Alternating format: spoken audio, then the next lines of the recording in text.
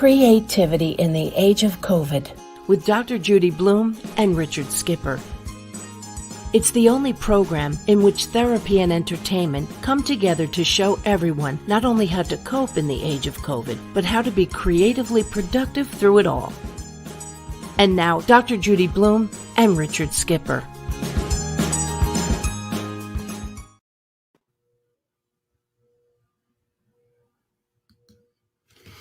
Hello, everybody, and welcome to the second edition of Creativity in the Age of COVID.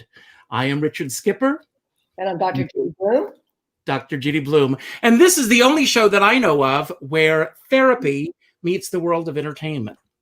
Yeah, I don't think there are any others. I think we are unique in the world, Richard. Well, we need a lot of uniqueness in the world right now. I want to ask you, before we delve into today's topic, how have you been since we last saw each other? Well, the fires are raging all over the West Coast, which is where I'm based. And there's a lot of anxiety. That's, for certain. The air quality is not very good right now. Fortunately, I'm in Santa Monica, where it's a little better than a lot of other areas because it is on the coast. Mm-hmm. But all over Los Angeles and Santa Monica, is not used to even this amount of smog and, smoke and all that stuff that we're dealing with. But, my heart goes out to just all the people having to deal with the horrible fires here. And then, of course, the people dealing with the hurricanes. And, there's a lot going on. The only thing missing is locust. Right. You'll be here any minute now. Well, it's been 189 days today since the theaters shut down in New York. And of course, the ripple effect around the country, around the world, has been devastating. I was reading an article today and it said artists are truly essential workers. Mm-hmm. People need escape. Mm-hmm. Every time you watch, as a friend of mine said last night, if you're watching Netflix in your angst, remember all those actors, the crew, the producers, all those people that work to bring these shows together. Now, I chose this week's topic because of a lot of false information that has been circulating through social media. Can you believe, Dr. Bloom, that there's false information circulating through social media? What a shock. So I've been reading a lot about live streaming and the fact, starting on October 1st, according to the articles that went out, people were up in arms that artists would no longer be able to do their live streaming and doing all the things. And live streaming, not only for myself and for you, obviously, we're both here together, but for so many people, this has become a lifeline for us to get through this horrible pandemic. Before we bring on our guest, and I'm very excited about today's guest, before we start to bring them on, I want to ask what advice that you have for so many people with all the aspects of doing everything virtually online right now and all of the angst that goes along with that. Mm-hmm. I think really the first thing is planning. So taking it step by step, breaking it down into those little baby steps. What is the absolute, here's my goal, break it down, break it down, break it down. What's the absolute first thing I can do? And maybe it's research something or, buy a new microphone if you're going to be talking, virtually. If it's, little things. What's the first step? Because otherwise it's overwhelming, The other thing is, looking at twisted thinking, right? So you can't predict the future. None of this is predictable. Not black and white thinking. It's all shades of gray. So don't catastrophize things like with Facebook Live changes.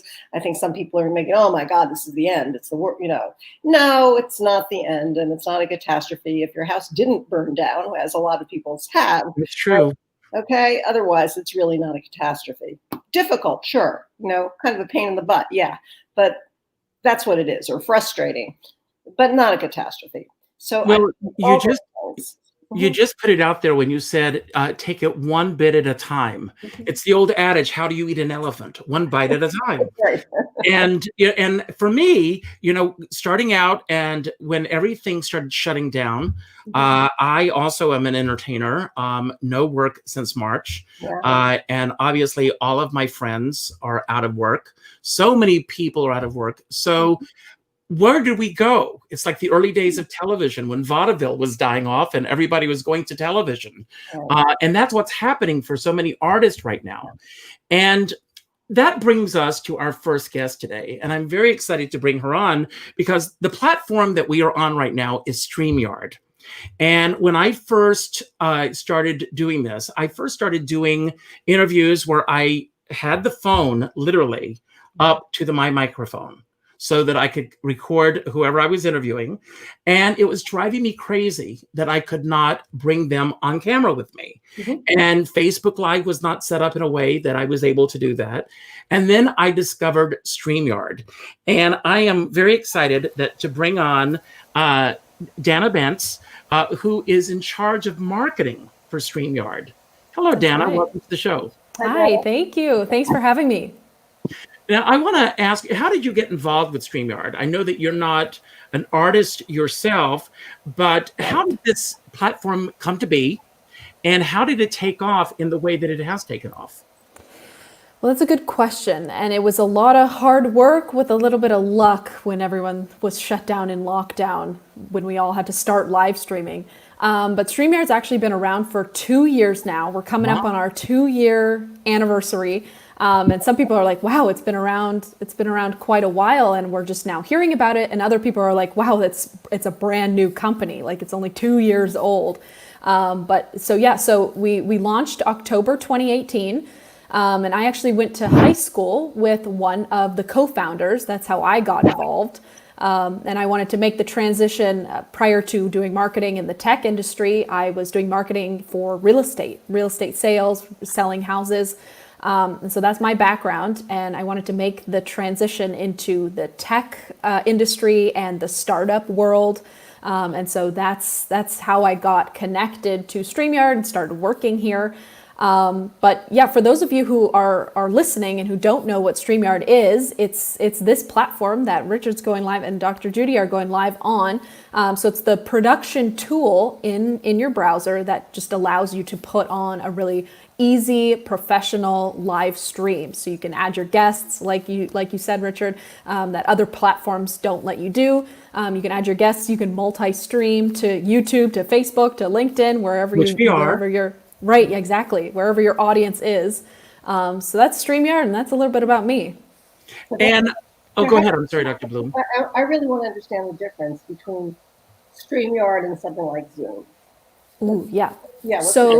So they're very similar. So Zoom, I like to think of Zoom as more of a meeting tool. Like you can do meetings, you can do webinars, more of like it's not public. Like you don't want your Zoom meetings to be public.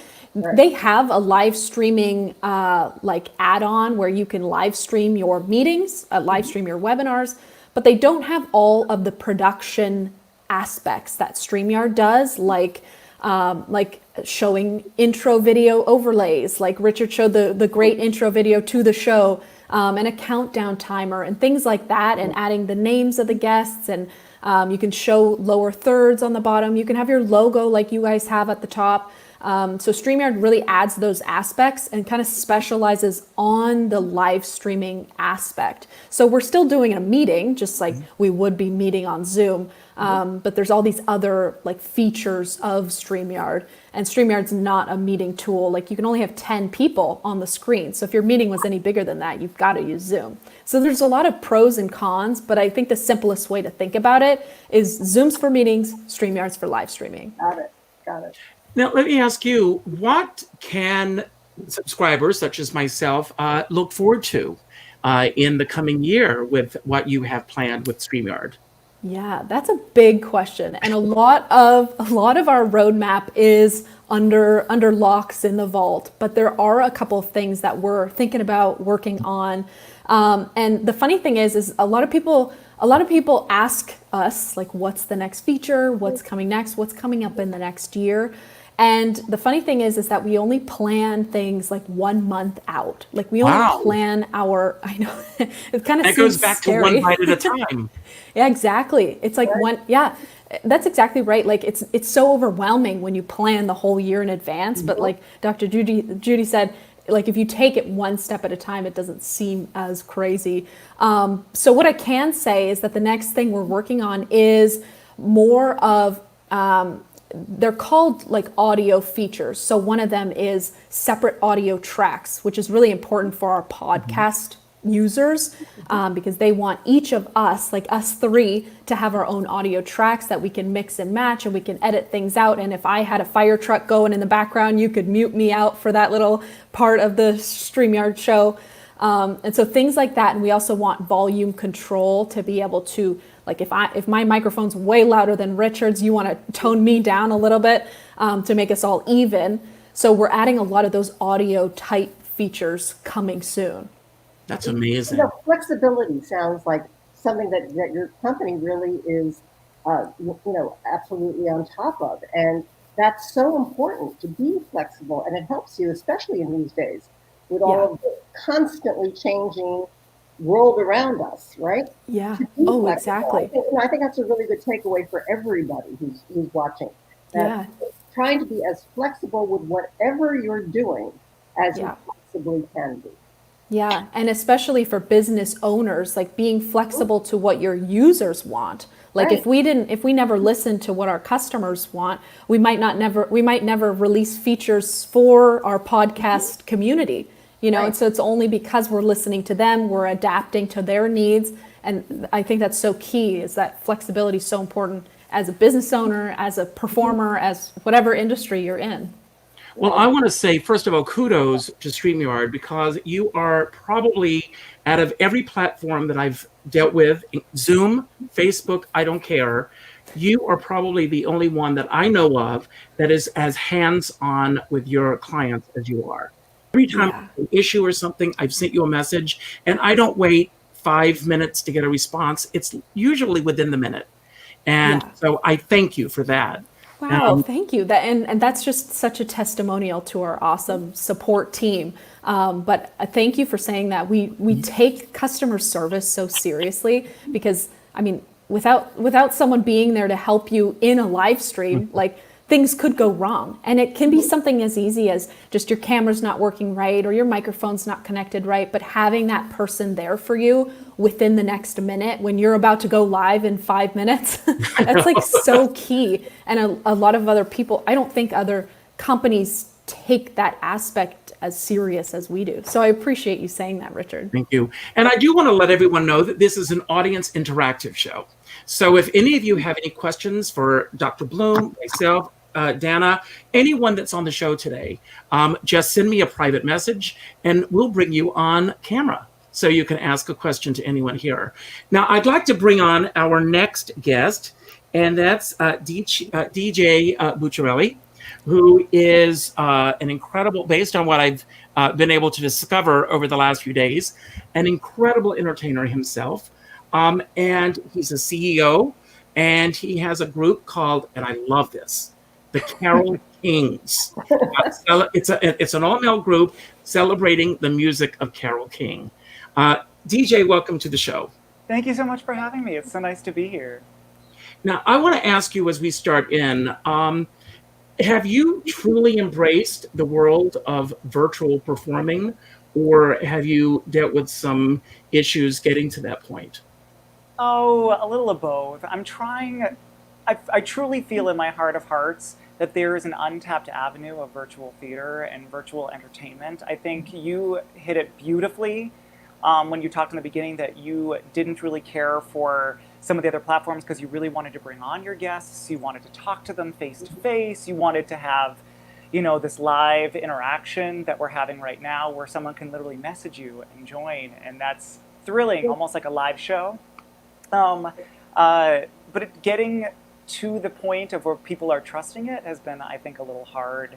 We actually just had our very first virtual show, like a full actual show, about a week ago, and it was via Zoom, although I love StreamYard, truly and honestly. But what was nice on Zoom is that we had all of the faces, So there were about 100 people, and we could see all of their faces. And when we're singing in real time, I could say, "Thanks, Richard, for dancing," and "Hey, Dr. Judi, do you like I Feel the Earth Move?" And like you could literally have that, interactive audience moment. And I think everybody in the concert was just as surprised as we were at how much it felt like a real live in-person thing. So up until maybe a week ago, I would say, no, it's not working. And then now I'm like full force. I truly think that there's a major avenue there. I think people are dying for live entertainment. There's only so much pre-taping we can watch. And there's so much magic in mistakes and cameras going out and seeing the like behind the scenes stuff. You're like, we're in my living room. Like that would be really cool if we were in Patti LuPone's living room, We all should be so lucky. I know. So I mean, I'm embracing it wholeheartedly. I'm getting met with a lot of resistance, but I'm charging forward because I think that there's an avenue there, especially an avenue where people like cabaret artists and Broadway singers and groups like mine, that's a Carole King tribute, we can still entertain and it can still have that glittery live vibe. It's just a matter of getting everyone on board and not thinking it's just in our living rooms with poor lights and sound. That's the nice thing about StreamYard, is that StreamYard does have, director of photography options where you can do split screens and put people in the waiting room and welcome them in. And I think that, it's a whole untapped avenue that there are different things that we can do with StreamYard, as I will show you here. We can do this. We can do this. We can do this. There's a lot to play with here. Fancy. And it's not pre-taped. Like, people that are watching this are seeing everything live. So if something falls on me from my apartment, they'll see it in real time. And that's exciting. It's like seeing a set piece that doesn't move in Wicked, It's thrilling in its own weird new avenue way. So when you're performing now, you're a group of 4 performers, is that right? 3 performers. So are you all in the same place performing, or are you all in individual places performing? Yeah, so actually we rented a room at Ripley Greer, and because they had a beautiful grand piano. One of our guys plays piano the whole time. And I hired a sound guy that came in and he brought all the sound equipment. And it was really cool. So he set up off to the side. We had 3 microphones. We had the piano. I set up all these lights all over the studio. And he, in real time, mixed us live. And he had the ability, so when I would reach out and I'd be like, say you were dancing, Doctor, like, awesome. I would be like, thank you so much for dancing. And I could be like, where are you from? And he could literally turn the actual interaction up. And you could be like, Ohio! Or... And we had people from all over the world tuning in like last Sunday, and it felt like a live show. It felt like we were literally in a theater, and people could yell out things. They could tell us we stink. They could tell us they love us. It was really cool. But we were so neat. We were all together. Yeah. I have a question for you. Do you have a schedule when these shows go up, or is it sporadic? What kind of a schedule do you have with this? Well, I would love a schedule. So I truly and honestly, it's taken about 5 months to really get that first, like, someone to take a chance. And it had the effect we thought. I taped it. I'm going to make some sort of sizzle reel to be like, it can happen. Let's do this more. And we're currently negotiating another one where it was supposed to be a pre-taped thing. And I'm really pushing for this experience, because I think that once people actually feel it and acknowledge it and experience it, I think it could be an untapped market. Truly. I think that people are craving live entertainment so much right now that once they see it for themselves, there could be more. But as of now, we have another one that we're currently negotiating and hoping and praying for live theater to come back. Now, before we bring on our next guest, I want to ask you, first of all, how did you come up with the idea for the Carole Kings? And are you on Carole King's radar? Oh, yes and yes. Okay. So the show was born in the basement of the Music Box Theater on 45th Street, if anybody out there knows it. My friend Michael and I were working there.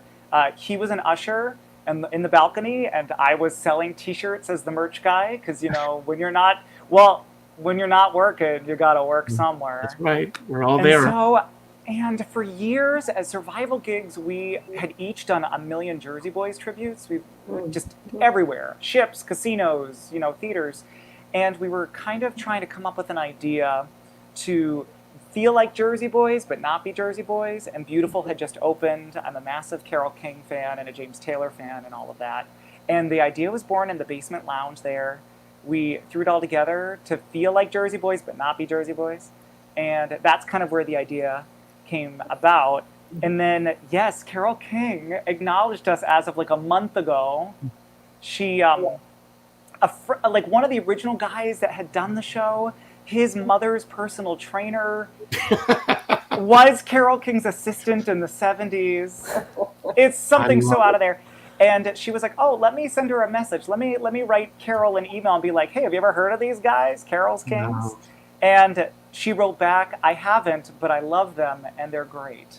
To which I'm slapping that on every poster that ever happens ever again. Wow. That's awesome. I want to bring on our next guest because I have known Ron since not personally, but he was part of a group called the Fabulous Pink Flamingos. And trust me, they were fabulous. I remember those early shows and seeing them when they were first hitting the New York City scene. And now, for the most part, Ron, correct me if I'm wrong, most of your work is done on the other side of the footlights. Am I correct? That is correct. I now spend most of my time actually selling shows like Carol's Kings, where they're agent managers. We represent shows to different performing arts centers, cruise ships, casinos all over the country. So that's my business now. I'm still an entertainer at heart. I still perform national tours from time to time, regional theater, and I still sing in concerts. But that's the hat that I wear the most is agent manager these days. Yep. Well, I want to ask you, go ahead. I'm sorry. No, I was just going to say, how has your business really been impacted by all this? And I'm also wondering, is there, because a lot of what you have are tribute bands, right? Tribute performers. Is there more of a hunger, do you think, for that today than maybe even normally? Because people are so overwhelmed with today, kind of looking towards the past for some kind of normalcy. Yeah, I'll answer the second part of your question first. As far as a hunger for things that are familiar, I think we noticed when 9/11 happened, for example, the shows that were really popular at that time, that really had firm footing, were shows like 42nd Street. The shows that lost footing at that time were the shows that were asking audiences to take a chance and were more artistically adventurous. People yearn for things that are comforting and familiar when they are challenged and when they're feeling hurt and pain. So yes, we are at a very interesting, advantageous spot in that I'd say 75% of the shows that we represent are, you could put them in the category of tributes. We call them celebrating classic artists because none of our shows, like for example, Carol's Kings, they don't imitate Carole King. They're not a typical tribute in that way. They're taking the catalog of a familiar artist and just, spinning it around in their own way. So to go back to the first part of your question, how has this pandemic affected our industry and my business in particular? Tremendously. I'm on the board of an organization called NAPAMA, which is the North American Performing Arts Agents and Managers. And the general consensus that things are at a standstill, and beyond standstill, we've seen major agencies actually close. Columbia Artists, which is one of the oldest agencies in the country, just shut their doors permanently. So big things are happening in that side of it. As far as our particular company, we're okay. We're very small. We're a 2-person owned company. We had a little money socked away that we were planning on engaging in a new creative venture that we're kind of using to survive at this time. So we're fine. I'm spending all of my days rescheduling. So I'm doing a lot of paperwork and a lot of work, but it's not generating an income because I'm taking January shows and moving them to December, and I'm taking December shows and moving them to April, and it's just this constant cycle of craziness. So, well, I have a 2-pronged question for you. First of all, what was your schedule like when everything shut down? Number one, and of course, none of us have a crystal ball. We don't know how this is going to unfold, but how are you able to plan in advance right now with this uncertainty of how we get back on track? Are you talking about my personal work schedule or the schedule for our artists? Either or. Okay. As far as our artists go, some of them had very, very full schedules. We were looking at spring seasons for people, March, April, May, that were wall to wall. People were on cruise ships. DJ's group, Carol's Kings, was booked on Norwegian Cruise Lines for multiple 6-week stints. I mean, there was a lot happening for a lot of our artists, and it all ceased completely. I mean, it just went to zero.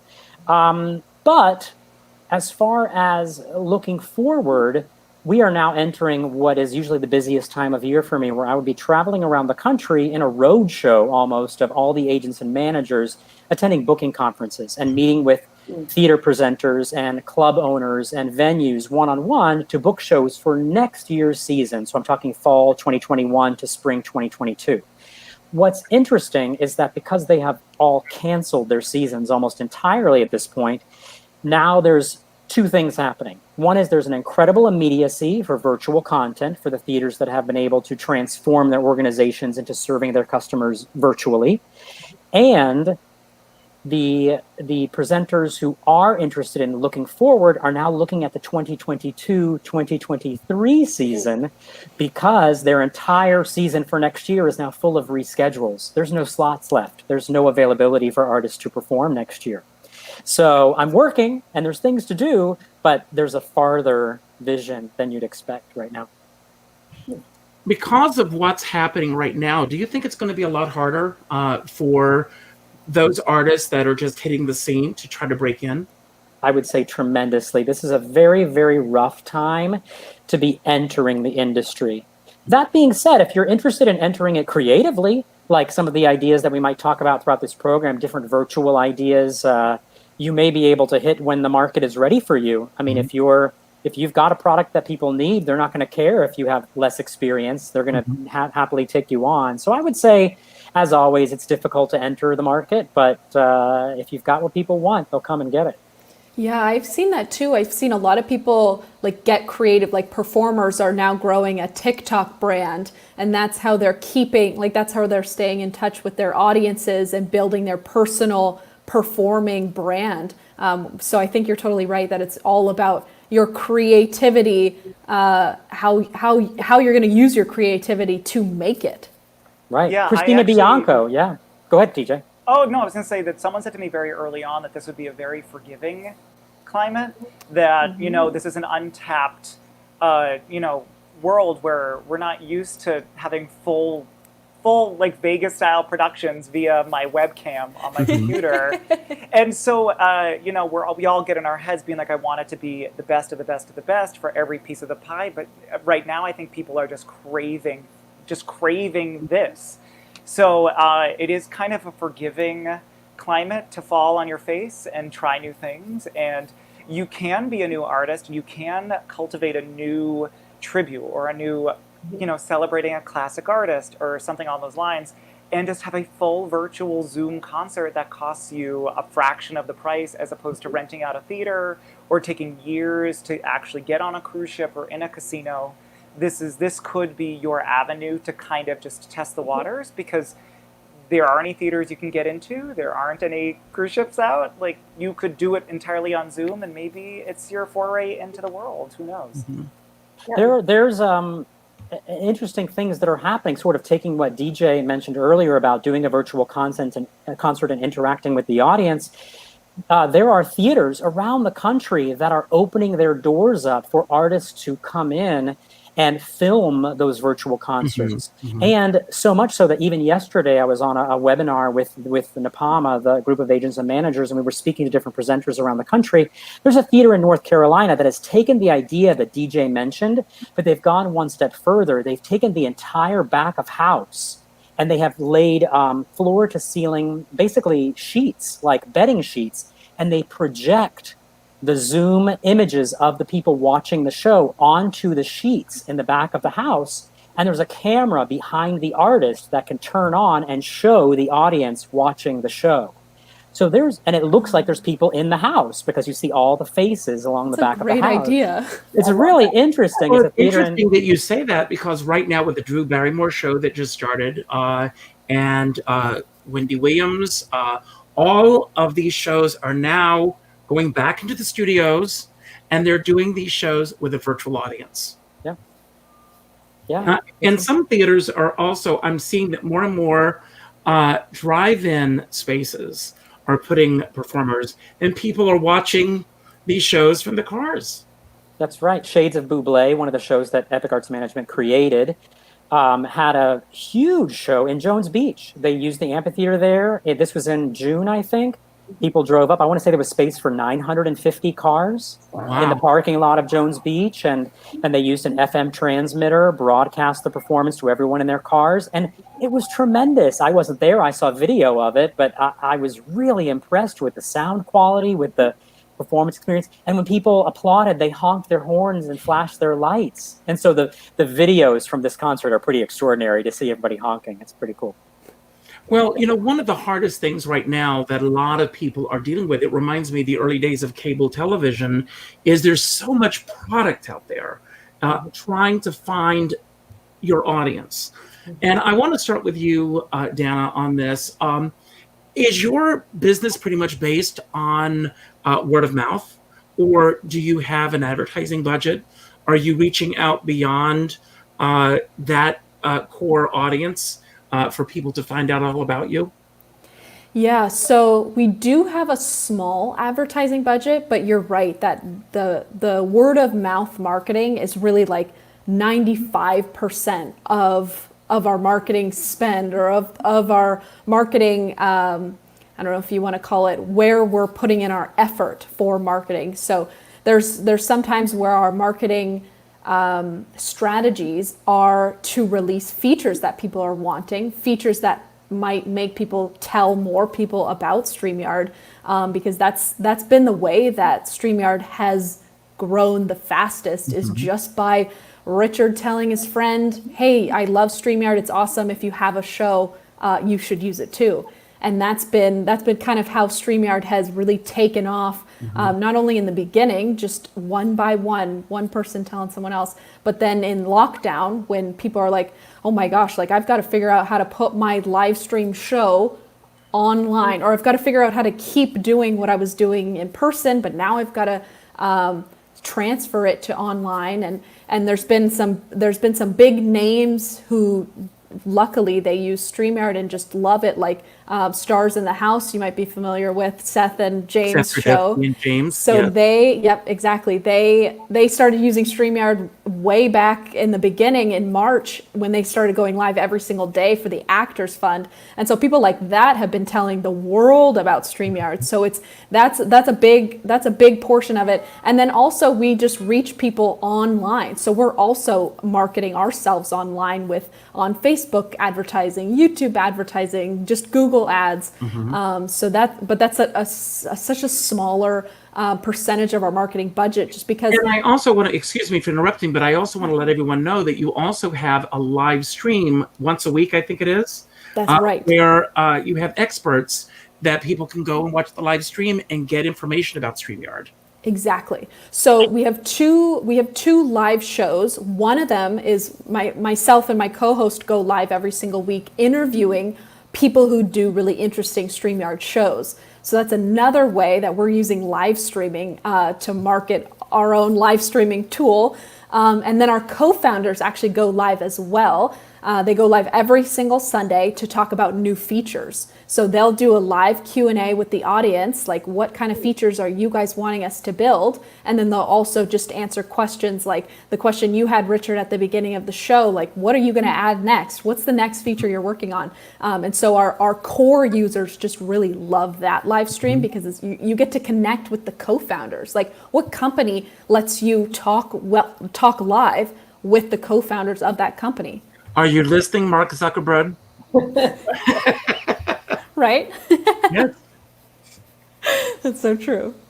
No, accessibility is really key, and word of mouth marketing, I think, is like, there's nothing better, right, than having somebody say, hey, I really love this person or this product.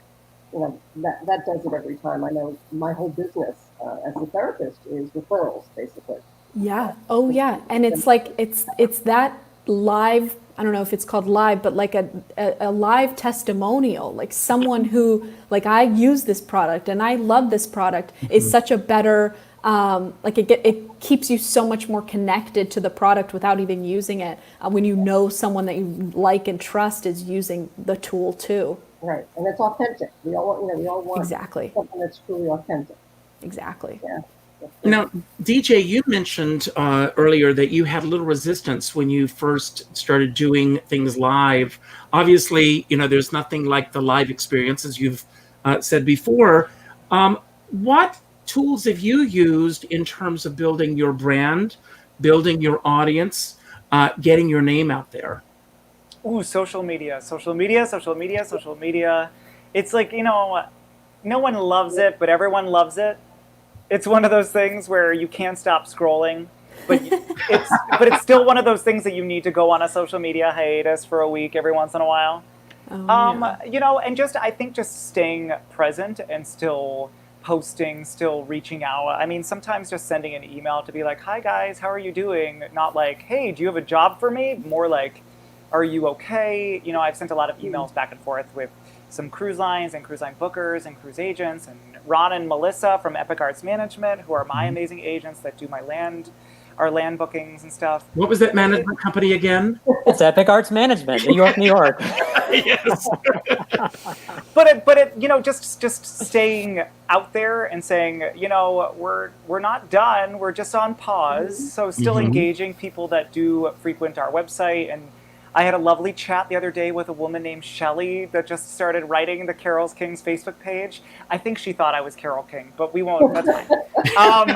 But she told me to say hi to George. I don't know who George is, but still, it's just I think staying present, staying available, and honestly saying yes to everything. This actually comes from Ron and Melissa a lot. Sometimes you hate saying yes to something because it's not worth your time or energy, but just being a yes and will it will snowball your brand, your career. 90% of our work, I think, comes from, we did a show here and that presenter really liked it. And he talked to this woman over here.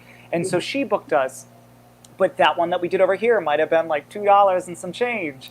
But this one is a lot of money. I think it's just saying yes to everything. And when they request 100,000 minutes of your show material on tape for $6.50, you have to say sure.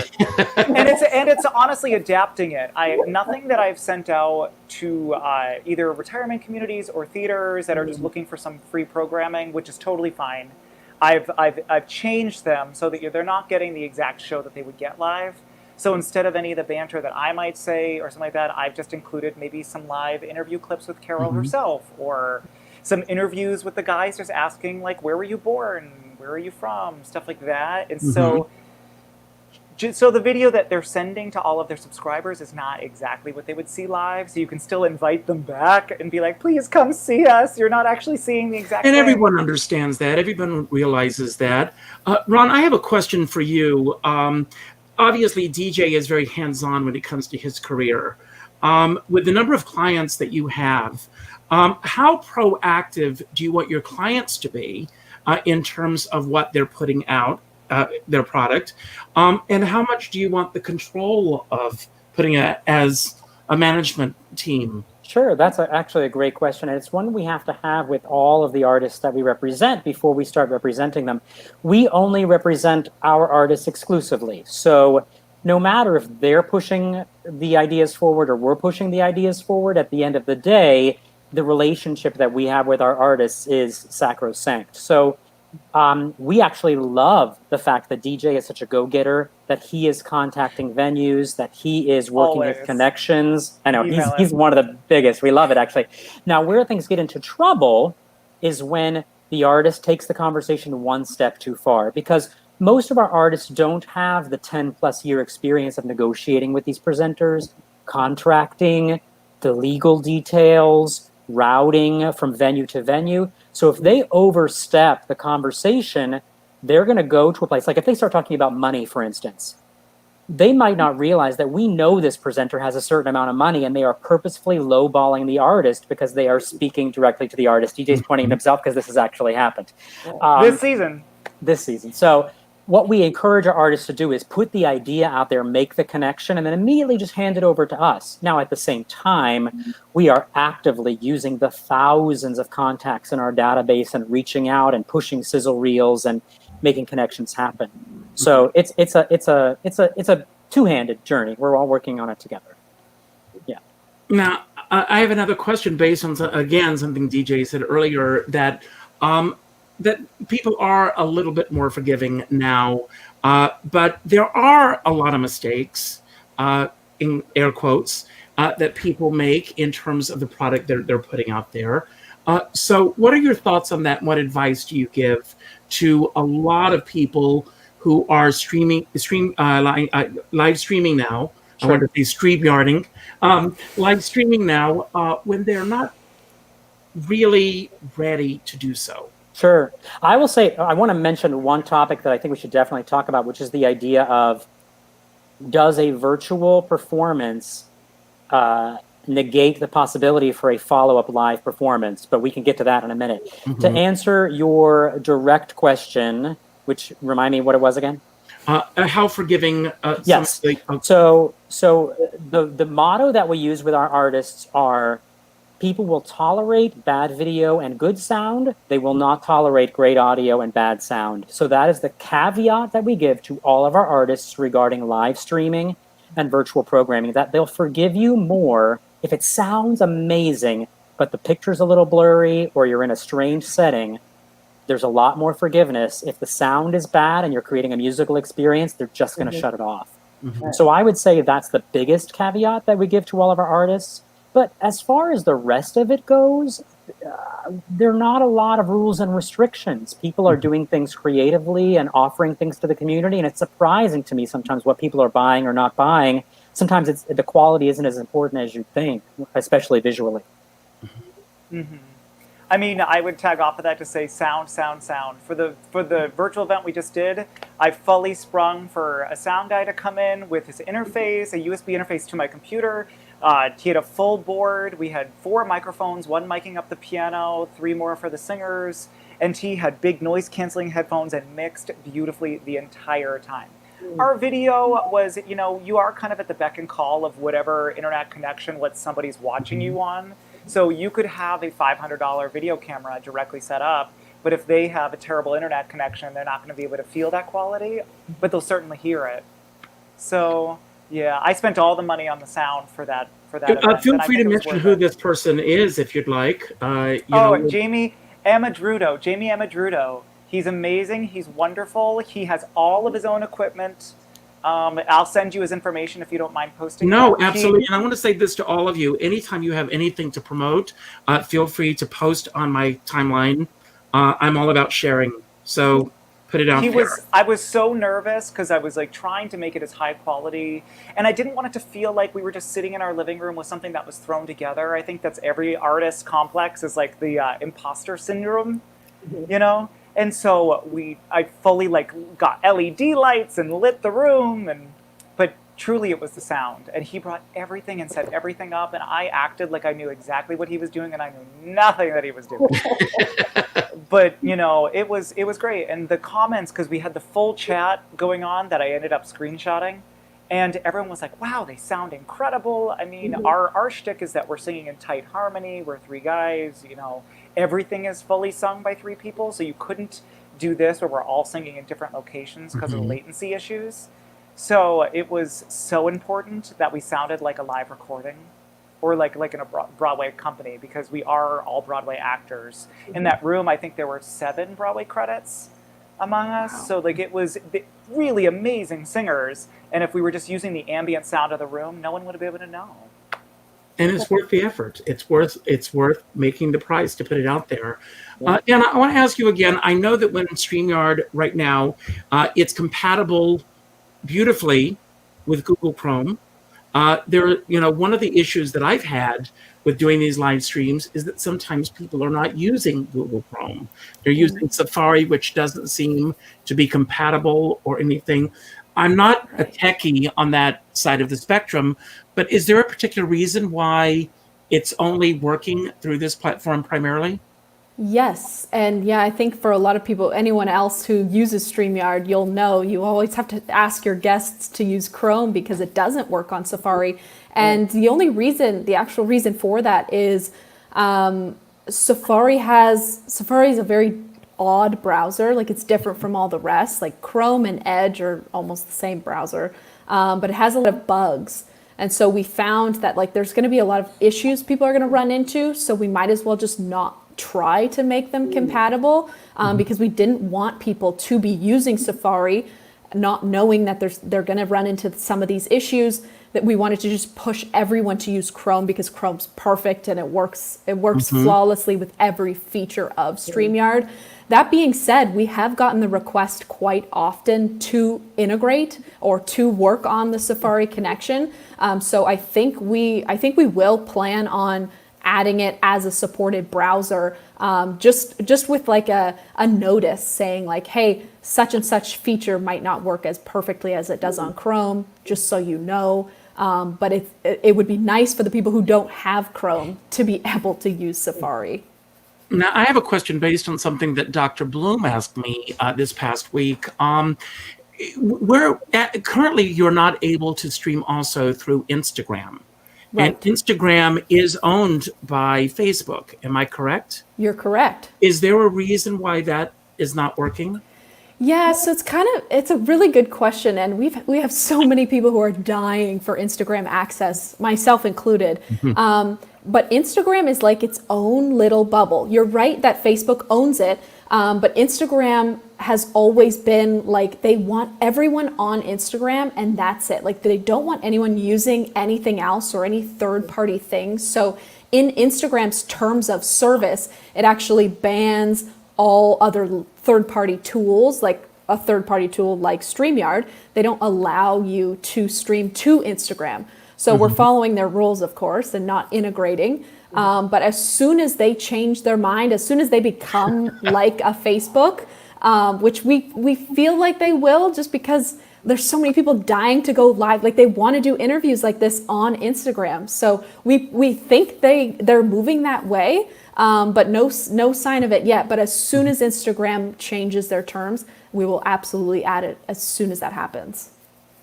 Now, I'm also a huge LinkedIn user, and I know that you do allow streaming through LinkedIn. Yes. I have had all kinds of issues trying to get that set up. Is no. that something that's happening on their end and the slowness of getting back? Do you have any ideas on that? So LinkedIn is its own beast. Their live streaming, their LinkedIn Live is still in beta mode, which just means they haven't released it to the public. So it's very different than Facebook where anyone can go live, whoever wants to go live. So they're application only. So you have to get your application approved first, which is really annoying because it can take quite a while sometimes. Like we've seen some people who've been waiting months to get their applications approved. So it probably is something, it depends. Richard, you and I will have to talk online because it depends what the issue is. But that's likely it. It's likely just a LinkedIn connection. Like they've got to open access for you and then you can connect your StreamYard to it. But we have some tips for the people who haven't gotten their applications approved. Like you have to be super active on LinkedIn. They like to see you doing shows somewhere else. So like you're doing this show on YouTube, on Facebook.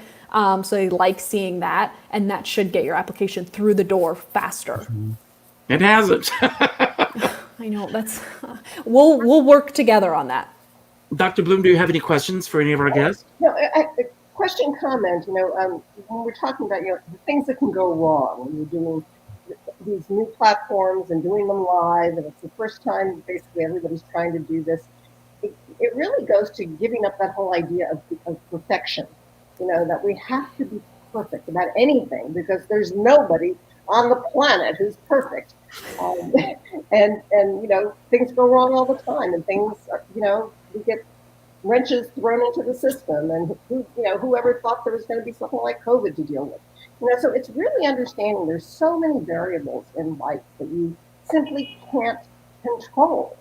And we're also, eager to control everything. As a performer, you want it to be, perfect and control every aspect of it. I know you do. You're trying to do that, right? You can't. So And a perfect example Give it up. of that, a perfect example was the Sondheim concert. You all may remember that there were so many people that logged on for this that they couldn't start. I think, Ron, was it an hour and a half later? It was a long time. I remember I was one of those people that was waiting for that stream to start. And the poor Raul Esparza was like fighting with his webcam the whole time. It ended up being an amazing event. I mean, everybody enjoyed it once it started. But yeah, the drama of that was crazy.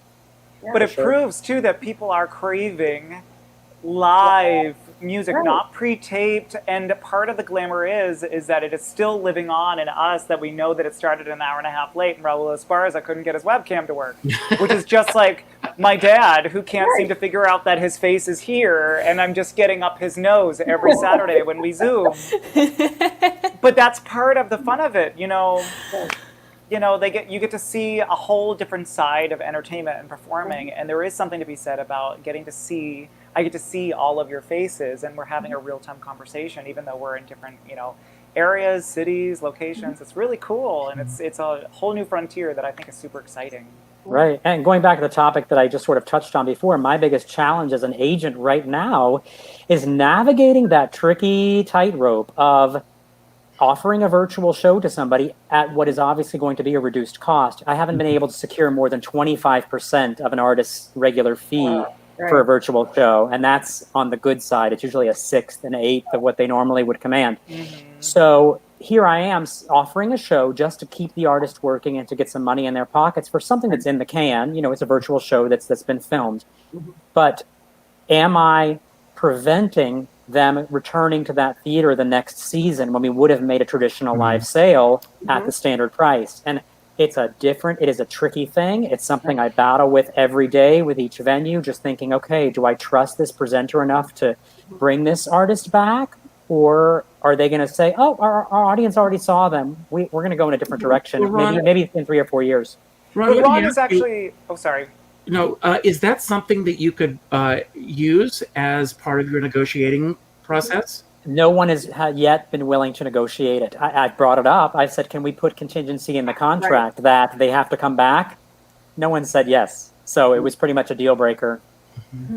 I will say that Ron has been really good at actually calculating the probability. Like, for example, See, patting myself on the back. Yeah. But the truth, because, we all know our markets, and, I'm a firm believer that my dad always says there's riches and niches. So if you find your niche, you can live forever doing what you do. And, we all have different markets for what we do. And like Carol's Kings, for some reason, hasn't had a massive following in the Florida retirement community circuit, which other people do. So sometimes people will reach out and ask for a video from a Florida retirement community, and Ron's like, well, they won't necessarily book you live. That's a whole other show, because that's a very unique market. Oh my goodness. Oh, yes. True. Very. I was going to say one thing, and we are getting towards the end of our show. You've all been phenomenal, by the way, but I remember after 9/11, prior to 9/11, when I was performing, doing my solo show around the country, it was the fact that a lot of these theaters had a subscription series that they were able to afford solo shows and bring them in. And then after 9/11, people stopped planning for an entire season. And a lot of subscriptions went by the wayside. And it really changed the paradigm of the way that a lot of booking venues were doing business. And I think that that's where we are right now. I think it's just changing the paradigm a little bit. We are at the end of the show. But before we sign off, I want to go around and have each of you say anything that you want to say to our viewers based on anything that we've said today, anything that's on your mind, any message that you want to put out to everyone who's watching. And Ron, I'm going to start with you. Sure. I would say I'm going to do the same thing that I do with all of my artists whenever I speak to them on the phone, which is just offer a message of careful encouragement, which is it's time to know that you need to do what you have to do to make money right now, whether that's delivering groceries, working for Amazon, developing a graphic design business on the side like DJ has done. But at the same time, knowing that we are going to come out of this. This pandemic, I believe, has a finite end to it. And we just have to, get there. And we're going to get there together. And the performing arts will return just like it did after 9/11, just like it did after the 2008, recession. We will come back. It may take some time, but I would say careful optimism is the word of the day. Great. DJ?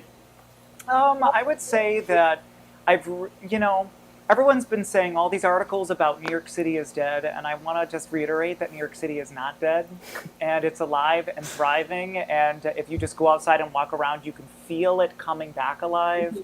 And tagging off of that, Broadway's not dead. Live entertainment is still intrinsically, attached to our insides. People crave it. It's something that's been around since before there were people. This will be here when this is all done. So I guess all we had to do is be like cockroaches. We just got to wait it out and, scurry out from under the couch and do our show. Oh my gosh.